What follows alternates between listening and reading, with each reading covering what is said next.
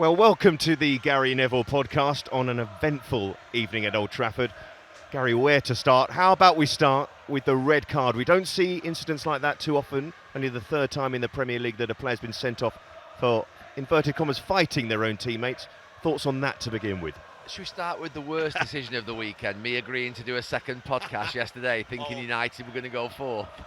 Yeah, of course it will be nice. That let the traffic go. Talk about United are back. The red card.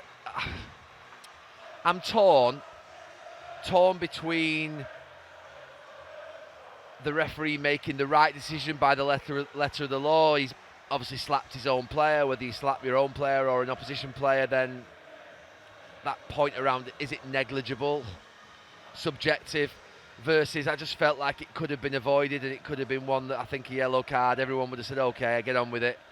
The thing is, I think that actually the problem maybe for Idrissa Gueye was that he had gone, hadn't he? His head had gone a little bit. Now, I think it went more after the red card appeared because I think he realised then what had happened. But, yeah, an odd situation, something that's never nice to see. We've seen it only a couple of times or so in history of Premier League football. So, very unusual. But it wasn't like a massive scrap where you think, right, get them both off. It was just a little bit of a tap, wasn't it? It was like the edge of his sort of fingers and, yeah.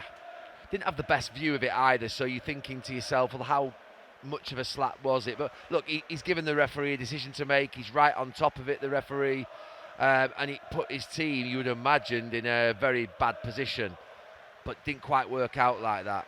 I mean, you feared for Everton at that point. They'd made a strong start in the game, but after that, they were fantastic, starting with the goal from Dewsbury Hall. Yeah, I mean, it was a great goal, but that first 12 minutes, you're right, they were really good. They were authoritative from the beginning. They were quicker to the ball. They pushed high up the pitch. They were pressing well. United never got going in that first 12 minutes, but like you said, the red card, you're thinking, okay, how are Manchester United going to play? But I just thought that it was a mixture from Everton of really good defending, really good shape, really good energy, frustrated United, but also I thought that when they got on the ball through Ndiaye, Dewsbury Hall and Grealish and Barry up front being a bit of a sort of battering ram and someone who flicked it on. I thought they did really well. I thought Garner was fantastic in midfield. They all took the ball. They didn't just pump it forward. They were a bit back to the wall in the second half, as you'd expect. But I thought after the red card in the first half, they played some really good stuff, particularly down here in front of us through Ndiaye. And look, they deserved the goal. I mean, it was coming. There was a couple of minutes before that where Dewsbury Hall, I think, had got involved as well.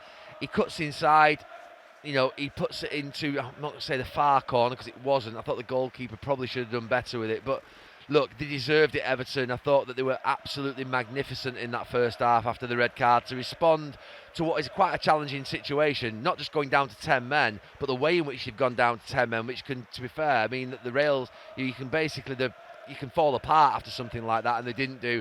I thought they were fantastic from a mentality perspective, a shape perspective, a physical perspective, a defensive. They were absolutely brilliant. I have not got enough words for how Everton played tonight. And those Everton fans that we can hear in that far corner that are being kept in, they should be unbelievably and will be and are unbelievably proud tonight because they've seen some bad performances here down the years. I've seen some Everton teams come here and wilt. So poor, beaten before they actually even get out of the tunnel because they're so deep in the game, so back foot, so glass half empty. And you've seen tonight from the first minute that back four pushed up, they were ready for it. They fancied it a little bit, and they fancied it a lot more than those red shirts. And David Moyes, obviously someone who's never beaten Manchester United at Old Trafford, has finally done it in quite unexpected circumstances. Unexpected before the game that you thought they were going to win, but certainly unexpected having gone down to 10 men. So, yeah, you talk about Everton. I watched them a few weeks ago at, unless at Goodison Park then.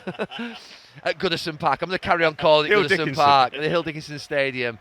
Yeah, it's a couple of weeks ago at the Hill Dickinson Stadium. A few weeks ago at Hill Dickinson Stadium against Tottenham. And not a lot happened for them on that day. It was a difficult day for them. But tonight, it's a magical night, absolutely memorable, and like I say, there's 3,000 or 4,000 of those Everton fans over in that far corner who are going to go back to Merseyside tonight and be absolutely buzzing. Well, there's a lot fewer Manchester United supporters in the ground. Now the hard bit about their display tonight. You were particularly frustrated during the commentary about Amorim's reaction to the situation and not maybe the substitutions, the positioning of players? Well, look, we can start with the manager, but I think we must start with the players. You have to, when you're playing football at the Premier League, I'm not even going to say at Manchester United, I'm just going to say at Premier League and professional level, you've got to adapt to the circumstances within the game. In the first half, I mentioned it looked as if they didn't know, they'd not planned how to play with 10 men. And I'm probably, to be fair, letting them off the hook, the players there, with regards to, well, it's pretty damn obvious, isn't it, how you play with 10 men? You shift the ball a bit, well, you shift the ball quicker, you shift it from side to side, you switch play, you stretch the pitch and make it as big as possible, and this pitch always feels big at Old Trafford. You make sure that you literally run the other team ragged. Manchester United kept, at times, 3 and 4 and 5 players, maybe not behind the ball, but maybe behind, well, just a one Everton player with Barry up front. The 3 at the back had to form differently. They had to change. Now, that doesn't mean to say, I know that Ruben Amorim has said he'll never change his 3 at the back system. I get it. But I'm sorry. Luke Shaw has to go forward and play like a left winger. He has to. Bring Euro round with De Ligt. Make sure that they mark Barry. Snuff him out. One of you pick him up. Get tight. One of you drop off behind. Make sure he doesn't get the ball. And Casemiro and Bruno Fernandes move forward. Make sure you don't play again too deep. And the rest of the players, to be fair, make sure you try and create some form of overload. I mean, I played here as 10 men a lot of times. And quite simply, you would never see me back. I'd be literally as wide as possible with either David Beckham or Antonio Valencia or Cristiano Ronaldo on that right-hand side. And Ryan Giggs and Dennis Irwin or Patrice Evra would be as wide as possible on this side. And you'd leave basically Scholes in there, literally switching play, which Bruno Fernandes can do, and you'd have that 4 in midfield of Everton charging from side to side, and eventually you work them, you fatigue their legs, you get bodies in the box. Manchester United left 1 man up front all night in Xerxes. They had to have 2 up. Just forget the 2 up from a point of view of changing your system, Ruben. 2 up from a point of view of when there's crosses going in the box, you've got presence. You know, I know that Tarkowski and Keane, what you're trying to do with Tarkowski and Keane, he's not asking necessarily for players to go and beat them in the air, because they're better than probably Manchester United's players that were on the pitch. What you're asking to do is occupy them. You're occupying the centre-backs. And I'm going to go back and say, let's pretend that's Cole and York. They're not going to beat 2 giant centre-halves in the air, but they can occupy the centre-backs, which means that someone else can maybe make a run in and get the goal. Casemiro or whoever. And I just thought United was so pedestrian and so negative, having gone to 10 men. You've got to flood forward. It's got to be like the Alamo when you're playing against 10 men. And they still kept this 3 at the back. All right, Luke Shaw ambled forward a little bit. I was particularly harsh on Luke Shaw, less so on Euro, because you're always a centre-back. Luke Shaw's not a centre-back. Luke Shaw is a left-back who can go forward and go forward well, and actually's got a good left foot. So you be the one who dominates and goes forward on that left-hand side. Euro comes round a little bit. You don't want him on this right-hand channel in the ball, which we saw for so much in the second half. And he's just playing passes. He's not capable of doing that. That's not his game. So I was harder on Shaw. I thought Shaw was so disappointing in the second half. I thought the substitution, and I'm riffing now, in no particular order as I feel it. Bringing Dalot on that far side and blocking that side off. I know Dorgu was having a tough night. He wasn't great at all. But at least he's got a left foot. But putting Dalot on meant that all of a sudden that he's having to turn back the way on his right foot and play around. Now, he's a capable player, Diogo Dalot. He's not a left wing back though. He's not a left winger. He's finding himself as a left winger. Dalot is not a left winger. And I just think the only player that I could say that maybe had anything about him, Ahmad showed a little glimpse of something. It was nowhere near good enough. That was a really bad night for United. It was an embarrassment at times. Have you touched on part of the issue, though, a personnel issue, perhaps? They weren't able to have those substitutes to bring on that could... You mentioned the likes of Ronaldo and Beckham and Valencia. They don't have those players available to them all. I wasn't referring to those players in terms of quality, and they should be... I was referring about the actual positions that the players who were out there should have been in. Look, they've got injuries. Šeško's injured, Cunha's injured, but forget that. There's no excuses tonight, by the way. I'm not entertaining that one bit. You know, you think about Everton's squad, they lost Seamus Coleman after 1 minute, 2 minutes. They had a man sent off. No excuses. Let's not start that game. I think we need to be very careful. Look, United have got players missing, but so has every other club. Everton dominated them with 11 men and with 10 men in a different way of domination, but they dominated them through their fight and their spirit. I thought that was a Manchester United team tonight who have come here off the back of a decent run, a decent sort of international break between October and November, and maybe we've all fallen into that trap of just thinking United are back, there's a bit of expectancy, they're going to go up to 4th or 5th in the league, level with Villa, they're going to be 21 points, they're going to be ahead of Liverpool. We're all thinking it.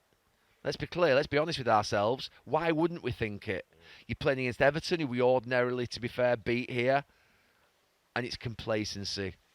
And complacency will kill you. The minute that you think, as a football player, that you just have to turn up on that pitch and you're Manchester United and you can play, or any football club, you're done. And they've turned up tonight off the back of an international break. They've had a full 5-6 days break all together. It's been perfect. You couldn't ask for any more. There's no international football that's interfered with this build-up. There's no European football for them. They've had the perfect amount of time to really prepare for this match. And it's as if they've imagined in their heads they're going to be in the Champions League places. And they've thought that maybe before the game. And it just smelled of complacency. From minute one, actually. They weren't at it from the beginning. I mean, that first 12 minutes before Idrissa Gueye got sent off, Everton were by far the better team. Quicker to the ball, sharper, more positive, look more have more intent about them. And that is a bad one for United. And look, I actually think they've been a lot better in the last few weeks. I think that probably takes us back to Brentford away. And you can't go from here, good standards, and the fight that they showed in certain games in that period between Liverpool, the Liverpool game, the Forest game, the Tottenham game. You can't go from that to that. It erodes confidence. It erodes trust. It erodes trust. We're trying to build a trust in a manager. We're trying to build a trust in a team. And tonight, the fans have left that game. I mean, they booed collectively at the end. It was a loud, and rightly so. I mean, that was a really poor performance. But it erodes trust, and tonight you lose a lot again. And it's almost as if you've gone sort of like 2 or 3 steps forward. Everyone's feeling a little bit better about themselves, and you've just gone back to the start again. And look, there's a long way to go, and to be fair, it's a tight league, and everyone's being inconsistent. Everyone's beating one another. There's only Arsenal really that are demonstrating a level of consistency that you would say is really acceptable by all the top clubs. So there'll be, opportunities to correct it and put it right. But you can lose football matches, but you can't lose them like that. You can't lose them like that. That's nowhere near good enough. It's not acceptable. Shall we end with another word for Everton, who moved above Liverpool with this win tonight, which is huge for them at this stage of the season. First time in 10 years they've been in this sort of position. And, of course, for David Moyes with his first win as a visiting manager at Old Trafford. Yeah, and he's just there doing his interview, and look, he had a bad time here, a difficult time here, and he's had a difficult time playing here with other teams. But he can be so proud tonight. Not just proud of how they have demonstrated a fight and a spirit and a resilience and a really good physical level, but the intent of his team, intent pre the red card, but how his team took the ball and were brave after they went to 10 men. That was more impressive. They really did a good job, and they were really sort of got on the ball. And I've seen Everton teams come here down the years, and like I say, I've seen them where they've literally sort of been a bit half-hearted. They've not really felt it. They've had no belief in here. They had that tonight, and it's not just because they've won. It's not just because they've gone to 10 men. They had it before that. I just thought the first 10, 15 minutes when they were pushing up the pitch, they were pressing, they looked like they were getting after United. They deserved it. He set his team up really well. That should give them an enormous amount of confidence. And like you say, for them to be above Liverpool at this stage in the season, you would have imagined it. It's a brilliant position for Everton to be in.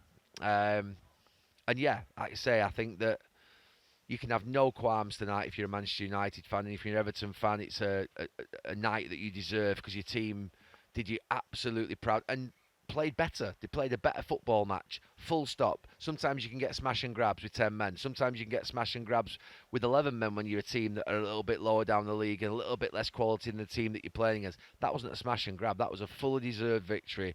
Well done to Everton. Well, Gary, thank you very much for the bonus pod. Didn't go the way you would have wanted. No, it was, it's... do you know something, Seb? you sometimes getting the balance right. You're a United fan, and you're trying to do a commentary where you're basically watching a football match, but you end up getting angry. You're angry because you've had that lived experience of being out there on that pitch and come on, you like that. You're thinking, come on, you go forward, just do something with intent, do something like you mean it.